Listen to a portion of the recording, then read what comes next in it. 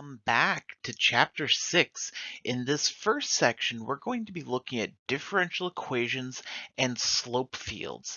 The slope field part kind of goes away from what we were looking at with integrals, but the differential equations and solving those will definitely be integrals. It's going to be solving integrals of implicit functions. And the graphs are cool. In fact, the background of this slide is a slope field. So I know I really like this topic, and hopefully you will as well. So let's start out with differential equations. A differential equation is going to be something of the form dy over dx equals something. It may have x's, it may have y's, it may have both. In this case, we have one that has both. One of the things that we're going to be doing, and one of these big topics, that's what section 2 is all about. We actually saw a little bit of it in section 1 as well, but we're going to be solving differential equations. There are a few different steps. The first step is you have to separate the variables. That is the number one thing. On the AP test, there are always differential equations. They're usually worth 5 to 6 points or so. If you do not separate the variables, you get 0 points. Like, there is nothing right that you can do after not separating the variables. So to separate them, we need to get all the y's to one side, that includes the dy, all the x's to the other side. It may involve factoring before doing that, and then you're going to divide to move them. In this case, we can just divide the y and multiply the dx to get 1 over y dy equals x dx. And now we can take the antiderivative of both sides now that they're separated. So antiderivative of 1 over y dy, 1 over something is going to be natural log of something. So we're going to have natural log of y. Whenever you get natural log, you want to have the absolute values because whatever's inside the natural log is going to be positive, or it needs to be positive. Now we're going to lose the absolute values here in a step or so because we'll see that this will always be positive anyway, so they really don't generally make all that much of a difference here, but it's a good practice to be in to have those. So we have natural log y equals the antiderivative of x is going to be 1/2 x squared plus c. That would get us 2 or 3 more of those 5 or 6 points that I was talking about. There's usually 1 point for the antiderivatives. Sometimes it's 1 point for both together. Sometimes it's 1 point for each separately. And there's usually 1 point for the plus c. If you forget the plus c, you can't score any more points on this problem after that step. But having plus c is an important piece. Now we will usually solve for y. There are certain times if we have like a circle or something, we'll see that later. We don't usually solve for y. We have other equations for that. But generally speaking, we like having y equals something. So we'll solve for y. To get rid of natural log, we need to go e to the power of the other side, which will give us the absolute value of y. But I'm going to leave off the absolute values, and we'll talk about that in a second, equals e to the 1/2 x squared plus c. Notice those are all in the exponents. We can simplify, and so we don't need the absolute value anymore because e to the power is going to be positive. It can't be negative. It's always going to be positive. So the absolute values are not needed. Um, we can simplify this side with the e to the 1/2 x squared plus c, because when we are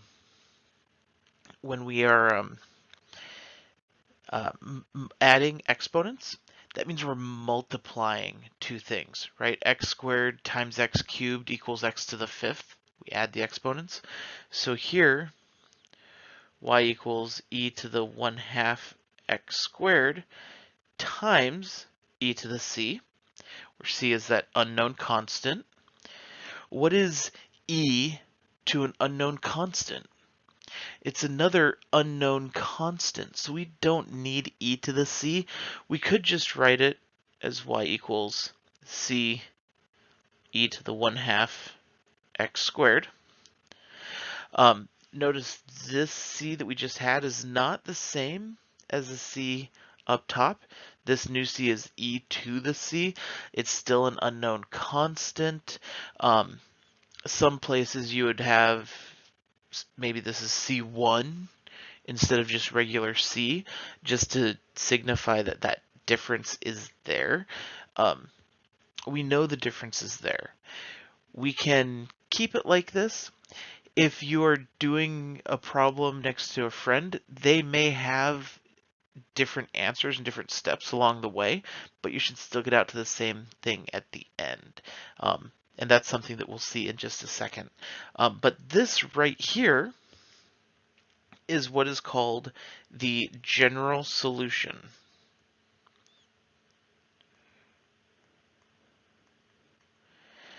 It's the general solution. That has a plus c still in it. And so it means it could be a lot of things, but it gets us a shape. In order to find the other piece, which is called a particular solution, which gets rid of that c, we need another piece of information. We need what's called an initial condition. A point, any point on the graph will tell us which graph it's going to be. And so when it's asking for that, it'll give us an initial condition. Here we have y of 0 equals 2. That means when x equals 0, y equals 2. We could plug this in anywhere after the integration. I wouldn't plug it in up here where we still have a natural log. That's going to be obnoxious because we'll have natural log of 2. We could plug it in down in the next step, but I'd wait till it gets a little bit simpler. The y equals the e times e, it's still like we'd get e to the c equals something. I'd just plug it right in to this one that we have at the end. We'll go 2 equals c e to the 1/2 0 squared. 1/2 0 squared is just 0. E to the 0 is 1. It is not 0. Common mistake. E to the 0 is 1 times c. We get 2 equals c. And then we can plug that back into that equation to get y equals 2 e to the 1/2 x squared. And this is what's called a specific or a particular solution.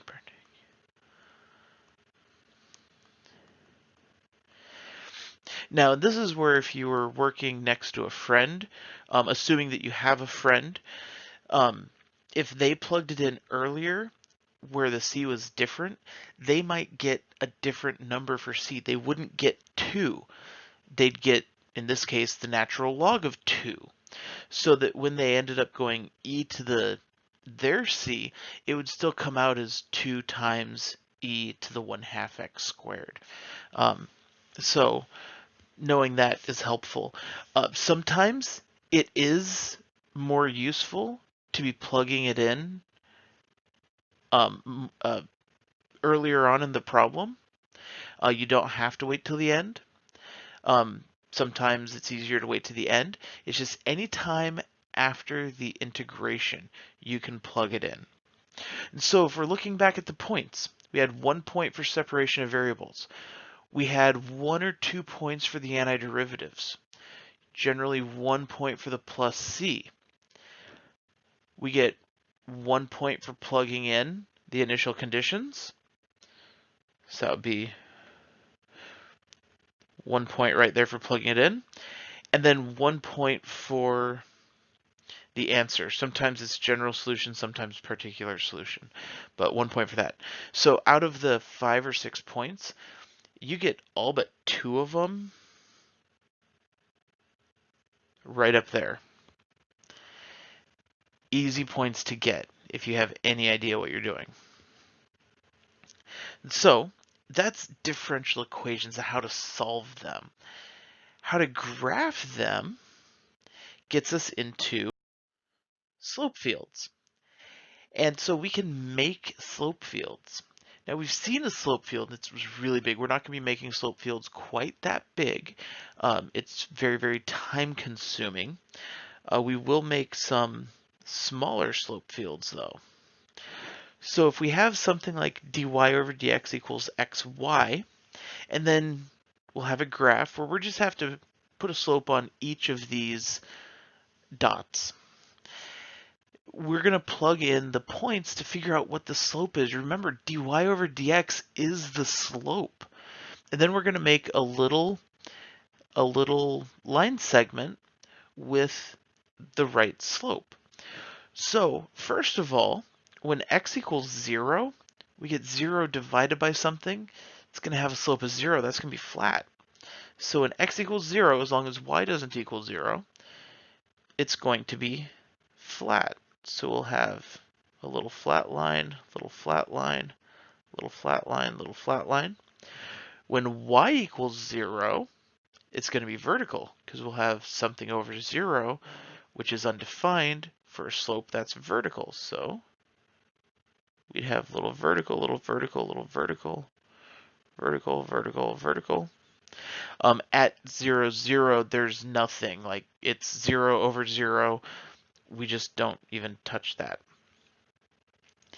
And so now we can plug in some points. When x and y are equal, x divided by y will equal 1. So we can make a little slope of 1 when x and y are equal. When x and y are equal but opposite signs, it'll be -1.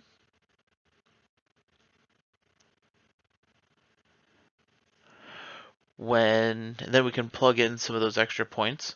We have x equals 1, y equals 2 is going to be 1/2. So that's going to be up 1 over 2. It's going to be about in that range. Over 2 up 1, that'll be 2 over 1. So that'll be a slope of 2, so that's steeper. 3 over 1 is steeper still. 3 over 2 is less steep. And then we just do this for each of them.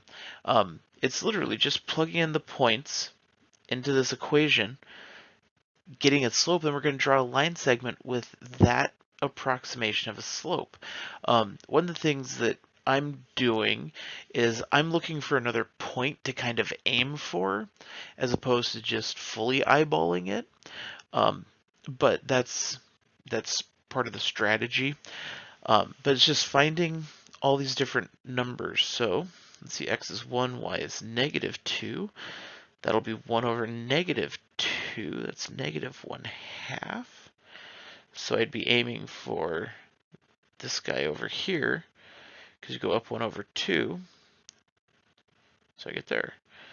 And then -2, -3, -3/2. Then over on the other side,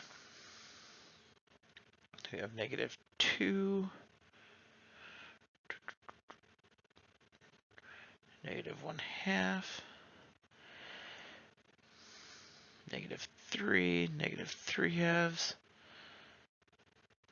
The other way.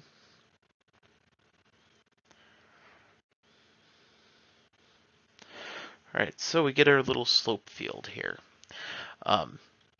From here, it may ask you to sketch it. We'll be sketching them in a second. Um, this one looks kind of like it would be a hyperbola, which is fun. Um, and then find the equation of it. Finding the equation, the solution, the general solution is what we just did. So here we could separate the variables. In this case, we'd multiply y over. This is more practice of what we were just doing. That's why we're doing this. So we'll have y dy equals x dx. We can take the antiderivatives of both sides now. So we get 1/2 y squared equals 1/2 x squared plus c. We can multiply by 2. We don't want 1/2 y squared probably. So multiply by 2, we'd get y squared equals x squared. Then plus 2 times an unknown constant, still an unknown constant. We don't know what that number is. And then we could square root to get y equals plus or minus the square root of x squared plus c. But as I noticed that it looked kind of like a hyperbola. And so a hyperbola, we're going to keep the x squared and y squared. We're going to subtract it over so it's on the other side. So we'd have y squared minus x squared equals c. And then a hyperbola is generally going to be equal to 1. So we would divide by c to get y squared over c minus x squared over c equals 1. And then what that c value is would depend on whatever the initial condition is to tell us where we would be drawing this. We don't have an initial condition in this case, so we would just find the general form. Another one, we can make a slope field for x minus y. We won't find a general solution for this because if you notice, this is not separable. There's no way to get all the y's on one side and all the x's on the other. You might think, well, you can just add y and multiply by dx. Remember, you would have to distribute that dx. You'd end up with a y dx, and you can't get rid of that. So we won't find the general solution, but we can still make a slope field, x minus y. When they are equal, the slope will be 0. So when they're both 0, when they're both 1, when they're both 2, there and there. If x is 1 more than y, so like when x is 2, y is 1, the slope's going to be 1. So we have 1, 1, 1, 1, 1. That's when x is 1 more than y. When y is 1 more than x, so say at 0, 1 or 1, 2, that'd be 1 minus 2 is negative 1. So this line's going to be negative 1. Notice in that line, y is always 1 more than x. We can do, and we're going to have diagonal lines here. So once we find 1, it'll be easy. So here we'll have x is 2, y is 0. So that's going to be a slope of 2, which means everything in that diagonal is going to have a slope of 2. Then we'll have a slope of 3, a slope of 4. It gets pretty much vertical, slope of 5. And then on the other side, we'll have a slope of negative 2,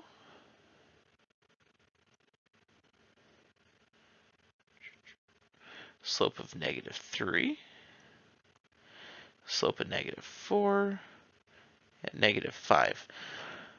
And so here, we aren't quite to drawing yet, but we can see the path this is coming, or this is taking. It's going kind of in those directions.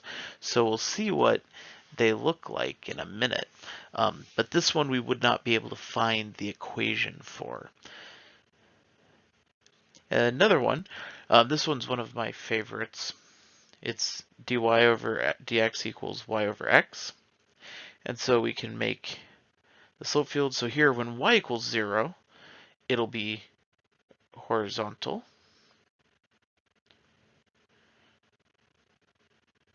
And when x equals 0, it'll be vertical.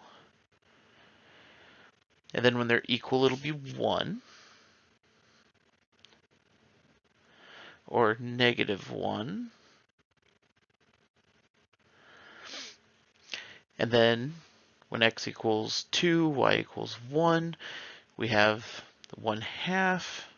So we can use the origin as a base. Then same thing when they're both negative, or negative 1/2, 1/2. When x equals 1 and y equals 2, we get 2. So we can, again, use the origin. And what you'll find is that you can actually use the origin for all of these, because dy over dx equals y over x. That is just a slope. And so I like this because it's a starburst, like it's just kind of coming out at you. It also looks like you might be flying through hyperspace. So it's just kind of fun. So what would give us this kind of graph? Well, let's solve this one. It's separable. We can divide by y, multiply by dx. So we'd end up with 1 over y dy equals 1 over x dx. Antiderivatives means we'll have natural log y equals natural log x plus c. We can go e to the power. So we'll get y equals the plus the e to the ln x plus e to the c. We're still going to have that constant times e to the natural log x is just x. This is y equals some number times x. It's a line going through the point 0, 0, which if you look at this, they all go through the point 0, 0, and they're just straight lines. So it just makes a fun slope field. But this is the differential equation for a line that goes through the point 0, 0. It's just the slope, because the derivative of a line that goes through the point 0, 0 is just the slope. So that's making slope fields. Next, matching. A lot of what we'll be doing is matching. It will be given some slope fields, will be given some differential equations, and we need to figure out which one goes with which one. There's a bit of an art, a bit of strategy to this. We're going to see some things that I look at when I'm doing this, but really it's going to be experience, practice, and you develop a lot of your own strategy for this. So when I'm looking at them, I start by looking at the equations. In the first equation, what I see is the 1 plus y squared. There is no x value, which means it does not matter what x equals, it's going to have the same slope for that y value straight across. That's going to make horizontal lines of the same slope. If it was backwards, if there was x but no y, we'd have vertical lines of the same slope. So now looking at the graphs, is there one that we can see that has a bunch of horizontal lines of the same slope? And it's all going to be positive as well, because 1 plus y squared is always positive. So that's another thing to look at. So if we're looking at number 2, notice each of these lines has the same slope all the way across, and they're also always positive. So I would say that that is number 2. Cosine of x plus y. Well, we know what cosine does. It makes waves, but when you have the x plus y in there, that's going to get a little bit weird. For instance, when x equals negative y, so on that negative diagonal, it's always going to be 0. Cosine of 0 is 1. So that negative diagonal is going to have to be 1. That one's a little bit weird. We can use process of elimination to help us out as well. If we go to C, it's x times y. I'd be looking for positives, negatives, and zeros. When either of them is 0, it's going to be 0. So it should be 0 along both axes. And then when they have the same sign, it'll be positive. When they have opposite signs, it'll be negative. So quadrants 1 and 3, we should have a bunch of positive slopes. Quadrants 2 and 4, we should have a bunch of negative slopes with zeros on both axes. Which one does that happen? Well, I see some negative slopes right here in quadrant 1, so that's not going to be it. Looking over here, we have, at number 3, we have a lot of zero slopes along both axes. Positives, positives, negatives, negatives. That matches what should happen when we're multiplying x and y. So that would be 3, leaving 1 here. I would still look to make sure. So we said when it's going to be a 1 slope on that negative diagonal. So we look at that negative diagonal. Do all of those look like they have about slope of 1? They sure do. And then negative 1s when it would equal pi, which would be about 3, or negative pi. So we can see that in there too, but that one's a bit tougher to see. And it doesn't behave like cosine would normally behave because of the x plus y on the inside. The b is not separable. We would not be able to separate out the x and the y there. A is.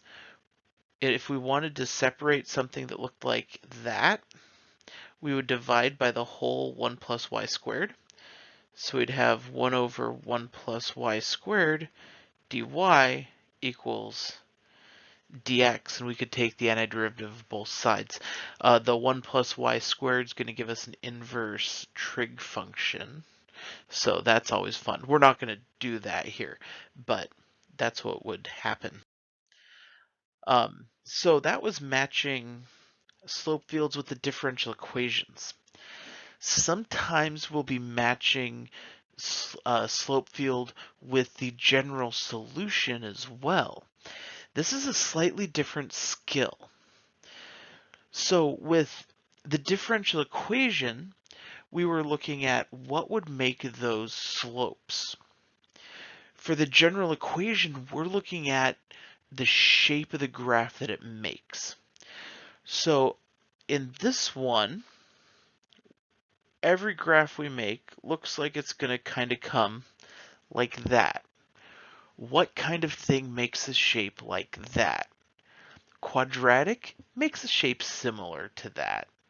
But then we have some things to match so we can see what these look like. So y equals x cubed. The graph of y equals x cubed is going to look like that. Not quite. This one doesn't curve down as it goes to the left, it curves back up. It's going to be an even power, most likely. There are other things that could happen here, but I know I'd be looking at y equals x to the fourth. It's kind of what it looks like. When the powers go up, it gets a little bit flatter. So notice like it's a little bit flatter coming through 0 than a parabola would be. But let's finish looking at those. Natural log of x is going to give us a graph looks kind of like that. Well, that's definitely not it. X plus 1 over x. 1 over x gives us a graph that looks like this. Adding x to it, I can't imagine that it's going to magically turn into quadratic shapes. In fact, it usually just, it's the same shape, it just gets stretched a bit. Y equals cosine of x.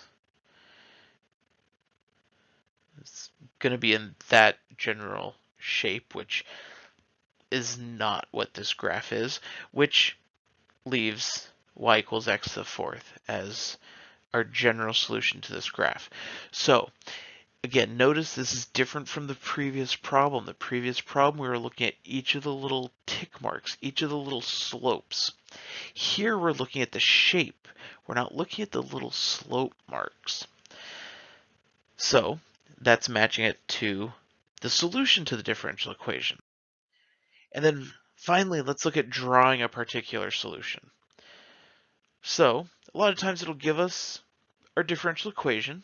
It's y plus 1 times 2 minus y over 2, which is separable. By the way, we're not going to, because this one in particular would be pretty gross, but we could find the general solution to this. But it gives us a slope field, looks kind of like this, and then it'll give us a couple initial conditions. It'll say y of 0 equals 2, and y of 0 equals negative 2. So for y of 0 equals 2, we just start out at 0, 2, which the tick marks here don't really work out too much because that's 2.5. 2 is going to be right about there. And then we're going to draw the solution from here. We're going to follow the lines. We're going to go where they tell us. We don't want to be crossing the lines because that means we're going at different angles, different slopes than what it's telling us. So it's just kind of go with the flow. This is telling us to go right this way, and then we can see an asymptote there.